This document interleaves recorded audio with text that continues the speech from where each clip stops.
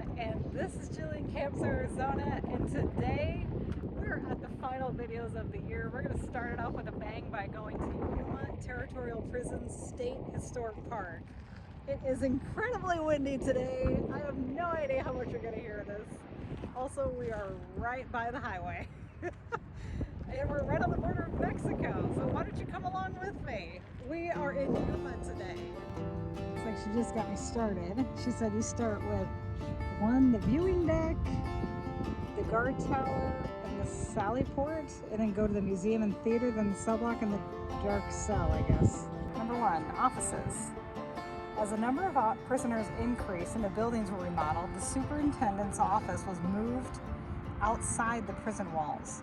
The Adobe building also held the supply store and commissary. The veterans of foreign wars. There's a train coming through.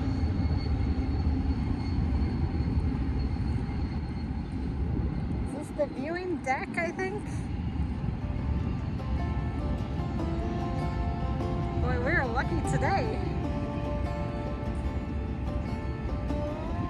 Old Ferry Landing.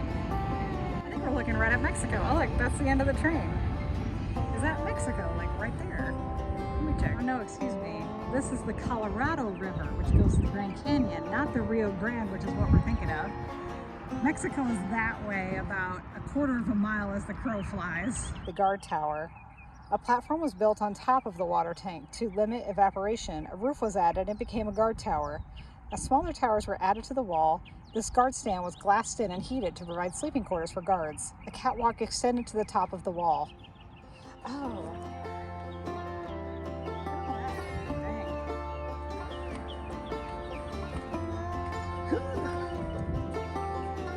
Whoa. Oh.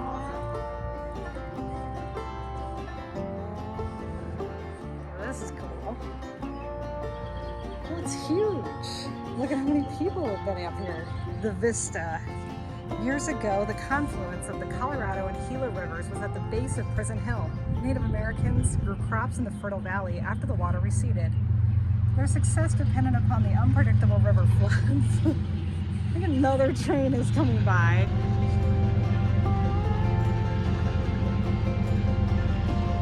Wow. Okay, well, now where do we go? We go to the Sally Port next. Well, that's going to be this thing right here, next to the picnic area. This is kind of cool. Whoa. The heck is a Sally Port?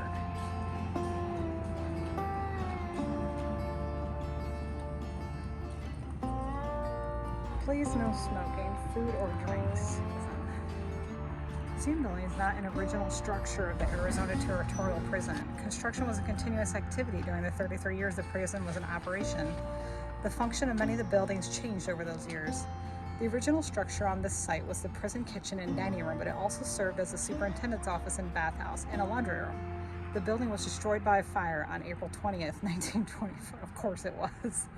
Through the dedicated efforts of the townspeople of Yuma, the abandoned prison was converted into a museum, with a cornerstone for this building being laid on January 13th, 1940. Physicians? Yeah, sure. What type of physician would you get? Those look like instruments of torture. What the heck is that? What does that do? That looks like a torture device. Oh gosh. Yuma would repurpose the prison as a temporary high school from 1910 to 1914 until a new Yuma High School could be built. It was from that prison stay that during a high school football game, Phoenix fans began to taunt the Yuma players, calling them criminals. Should we go see the dark cell? I kind of want to be there when other people were there. This is cool. No, they were treated humanely.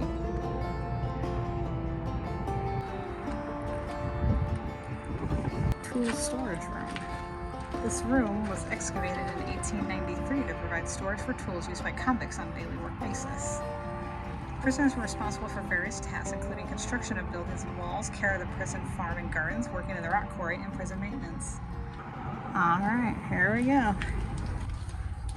Oh gosh. Oh, you really can't see anything, can you?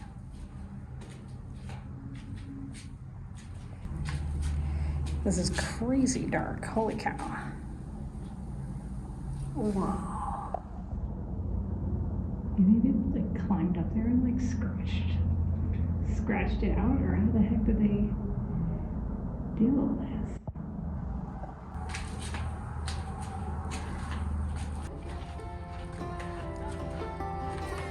It's pretty cool though. New yard. The new yard was constructed in 1900 to help relieve overcrowding. The entrance to the library was closed, and the first 4 cells were made from the library excavation in the South Bank. 8 more cells were dug to the east side of the same bank. These cells were used to separate and isolate unruly prisoners before the incorrigible ward was built. Near the center of the 119-foot by 84-foot exercise yard was a building referred to as the bunkhouse. The structure was used to house consumptive patients, those suffering from tuberculosis of the lungs. Oh no. Great.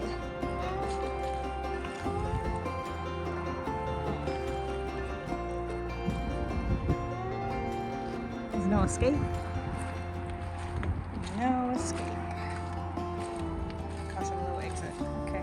I wonder what was over here too. Wanted to see. Infirmary. Locked.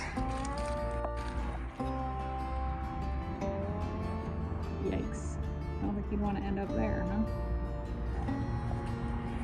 So people can you can go in one of these and then people go around the outside to go take a picture of you basically. Wow. Look at all the scratches all the way up there.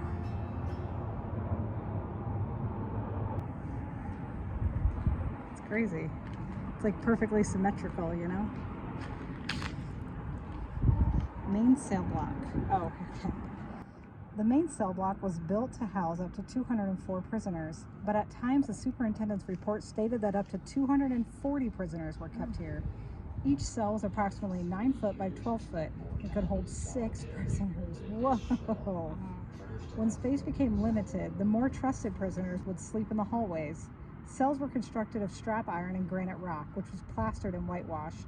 The iron was shipped in from California via steamboat, but the granite was quarried by prisoners on site. Originally, the cell block was completely enclosed and not exposed to the elements as it appears today. In 1902, a hospital was constructed on top of the main cell block. This well-supplied facility contained a dispensary, a doctor's office, operating room, attendance room, bathroom with flushing toilets, and a consumptive ward. It wasn't uncommon for prisoners from other institutions to be sent to the territorial prison at Yuma to recuperate their health. These bunk beds were made in October 1901.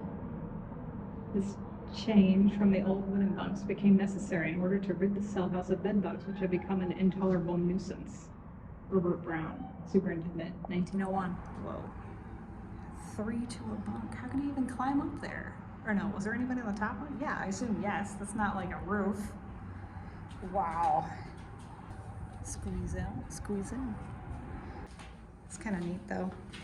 Oh, all the people who lay down on that. That's disgusting. Cast in 1875, stands approximately 3 feet high, weighs approximately 800 pounds with carriage. Ah, here it is. The bell placed on a prison building roofline sits waiting to ring the alarm. Wow. The bell was cast by W.T. Garrett's Brass and Bell Foundry in San Francisco, California in 1875. A sailing ship brought the bell up the Gulf of California from San Francisco, where it was transferred to a steamboat for its journey up the Colorado River to Yuma. The bell's original purpose was to sound an alarm of escape. Once the prison closed, the bell sat silent until 1914, when the bell was purchased by the Somerton Baptist Church. For the next 23 years, the bell would sound joy and praise, juxtaposing its original purpose.